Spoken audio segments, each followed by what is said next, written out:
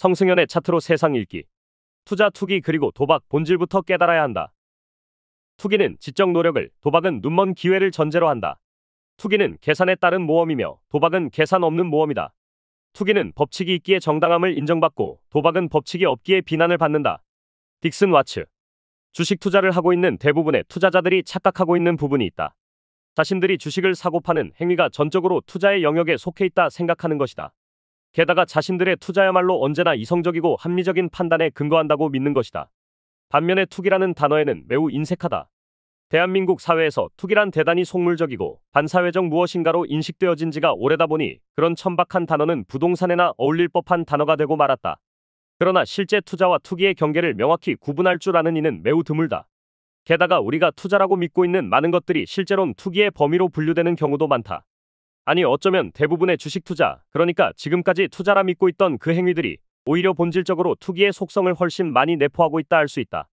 과거 대공황 당시 공매도를 통해 2조 원이 넘는 수익을 벌어들였던 제시 리버모어는 자신을 투자자가 아닌 투기자로 불러주길 원했다.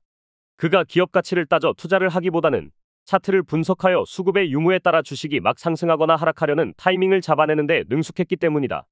그런데 꼭 제시 리버모어 같은 추세 추종자가 아니더라도 주식 매매를 업으로 하는 사람들은 대부분 투기자에 가깝다고 보면 된다. 왜냐하면 본질이 그러하기 때문이다. 투자란 미래에 기대되는 수익을 위해 현재의 자산을 희생하는 행위라 할 수 있다. 따라서 기업인이 대출을 받아 공장을 짓는 것은 투자다. 그리고 누군가가 은행에 돈을 저축하는 것도 투자라 할 수 있다. 미래에 기대되는 이자 수익을 위해 현재 가지고 있는 현금을 쓰지 않고 은행에 빌려줬기 때문이다. 그런 의미에서 학생이 놀지 않고 열심히 공부를 하는 것도 넓게 봐서는 투자의 행위라 하겠다. 그렇다면 투기의 의미는 무엇일까? 본질적으로 시세 차익을 노리고 하는 모든 매매 행위는 투기에 속한다고 볼 수 있다. 한마디로 싸게 사서 비싸게 팔 목적을 가지고 특정 자산을 매입하거나 매도하는 행위 말이다. 그런 의미에서 주식 투자는 사실 투자가 아니라 투기가 본질이다. 우리가 어떤 주식을 매입했을 때 그 회사가 잘 되거나 새로운 부가가치가 창출되길 바라고 사지는 않는다. 결국 우리가 진정 원하는 것은 내가 산 가격보다 훨씬 비싼 가격의 주식을 파는 것일 뿐이다. 한마디로 이 매매를 통해 시세 차익을 얻겠다는 것이고, 그렇다면 이는 본질적으로 투기가 명확하다. 우리가 어떤 행위를 할 때 본질을 추구하는 것은 그 목적에 부합되는 수단과 방법이 병행되어야 진정한 한목적성을 갖기 때문이다. 그리고 그렇게 했을 때 가장 좋은 결과를 도출할 수 있다. 물론 주식시장에서도 이 원리는 동일하게 적용된다. 그럼에도 지금까지 대부분의 개인 투자자들은 주식 투자의 본질과 지나치게 동떨어진 인식하에 매매에 임할 때가 많았다.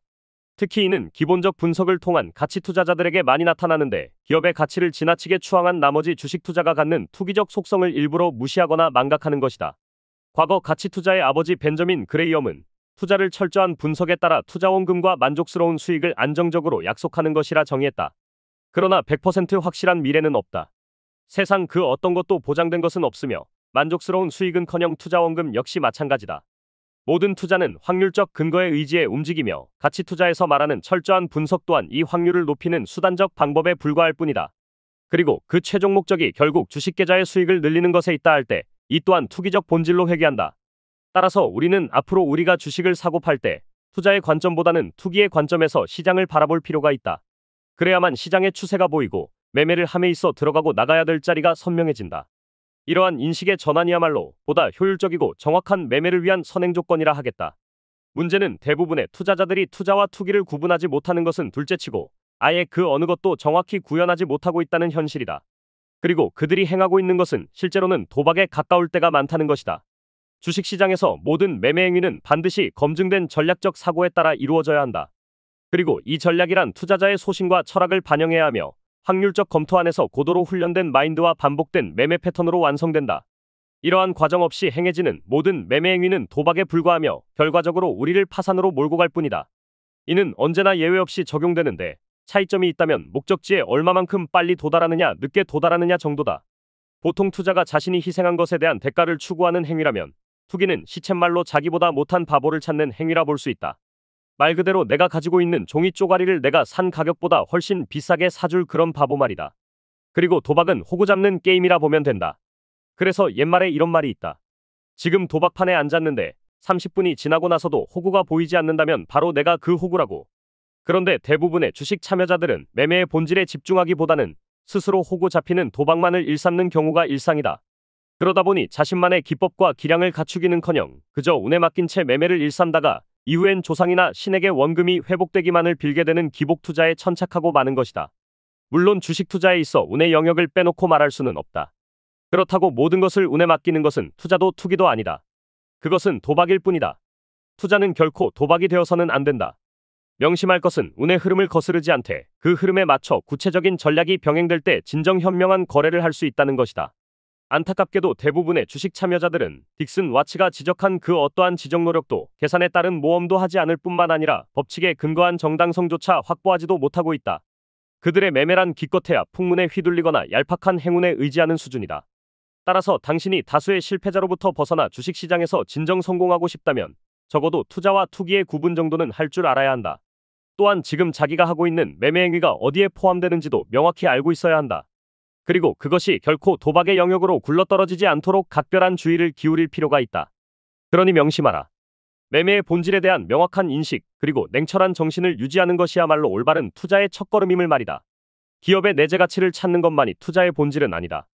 하지만 지금의 투자 환경에서 이것은 마치 금과 옥조 마냥 지나치게 떠받들어지고 있다. 사실 주식 투자란 우리가 생각하는 것만큼 그리 대단한 게 아니며 그저 사고 파는 그 무엇에 불과한 행위일 뿐인데 거기에 너무 지나친 가치를 부여하다 보면 오히려 본질에서 멀어져 길을 잃게 될 뿐이다. 본인은 기업 리포트를 읽지 않는다. 물론 그 수많은 경제보고서나 경제분석지도 마찬가지다. 내가 의지하는 것은 오로지 차트뿐으로서 왜냐하면 차트 안에는 이미 그 수많은 정보가 반영되어 있다 믿기 때문이다. 그리고 차트를 통해 읽혀진 세상을 투자하고 있다. 아는 자에겐 놀이터지만 모르는 자에겐 전쟁터인 곳이 주식시장이다. 지나치게 가혹한 곳이지만 그렇다고 방법이 없는 것은 아니다. 10년간의 연구 끝에 내린 결론은 결국 나만의 기법을 찾아내야 이곳에서 살아남을 수 있다는 것이다. 나는 그것을 차트 속에서 찾았고 이곳을 통해 그 비법을 공유해보고자 한다. 더 칼럼니스트